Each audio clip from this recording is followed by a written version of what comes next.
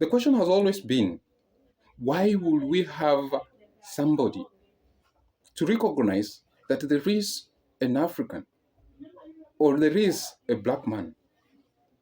I get sometimes so puzzled when I watch on the TV, when I hear from the news that an African man has been maimed either in the Europe or in the Asian countries. And we'll hear people coming up with banners that they, Black Lives Matter. Have we reached the extent that we need activism for us to be heard? Has it reached a time that an African cannot hold himself? He needs to be held up. What has gone wrong? What has gone amiss? Why would an African not present himself as a person so that everybody should know that an African is a person? Why will there be slogans like Black Lives Matters? Is it necessary? Have you ever heard of White Lives Matter? Have you ever heard of Asian Lives Matter? Is it all about Africa? Why will that be? The question is redirected to ourselves. Let's meditate upon it.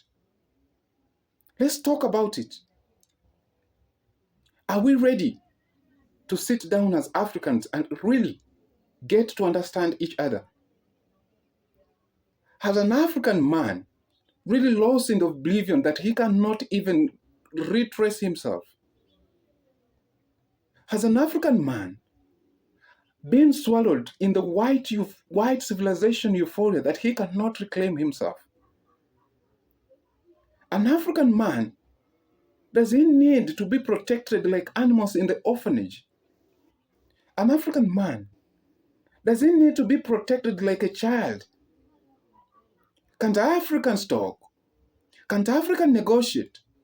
Can't African explicitly show to the world that they are people? What makes us be lowered to that extent that there are slogans that need to be protecting us?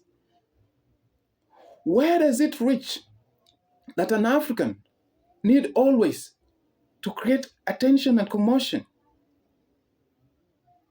Have we ourselves realized the need of us coming together?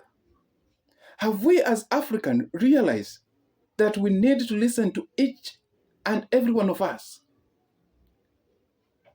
How do we pay attention to the international and we cannot give attention to what is happening in our villages? We give attention to what is happening in England. We give attention to what is happening in China. We give attention to what is happening in France. We give attention. We follow the leads. But do we really acknowledge our heritage? Do we really acknowledge our Africanism? Do we really acknowledge our culture? Do we really acknowledge who we are? Do we appreciate who we are? It is always said that charity begins at home. If at all I can't realize that my brother has something better, can do something good, if I lack trust in my brother, if I lack trust in the engineers who have been produced in Kenya, if I lack trust with doctors who have been trained in Kenya, if I lack trust to my own fellow colleague in school, I give attention, I follow people elsewhere, and we claim that we want to be realized. We do not even acknowledge ourselves. We do not even acknowledge who we are. And you expect somebody else to acknowledge us. When Africans kill themselves here, nobody talks. It's kept. But when an African is killed abroad, there are riots.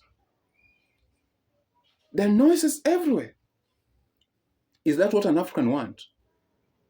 If at all you cannot uphold what you have, if at all you cannot acknowledge who you are, but you want to be recognized internationally, you want to be recognized worldwide, an African needs to come back to his senses. An African needs to come back to his heritage. An African needs to come back to who he is. From there is where an African will realize that actually I'm a human person. I don't need even to be told that I'm a human person. I don't even need to be reminded that my life matters.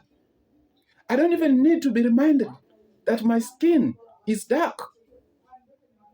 I only need to realize that I'm a human person, that's all. I need only to realize that my neighbor is a human person too, that's all. I need only to realize that there is a brother who needs me, that's all.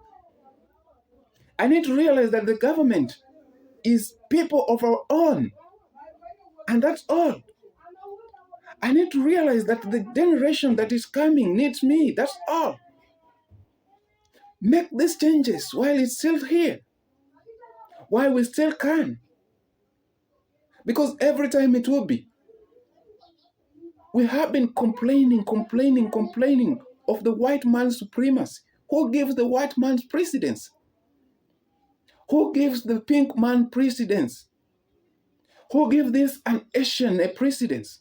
Who gave these people precedence if not ourselves? If not an African?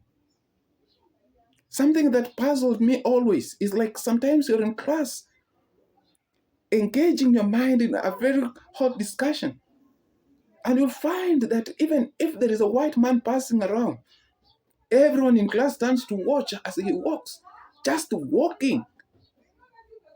Is that what an African wants?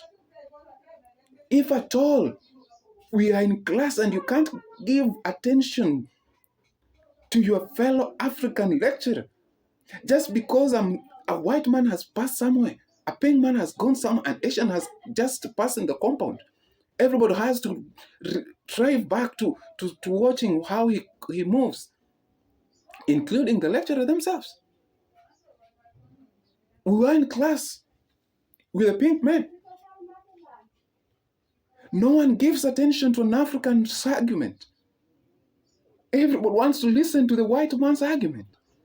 Even if you do not understand the accent, but you want to listen to him because he's not an African. Is that what an African wants? Can't we just recreate ourselves? Can't we just love ourselves? Can't we just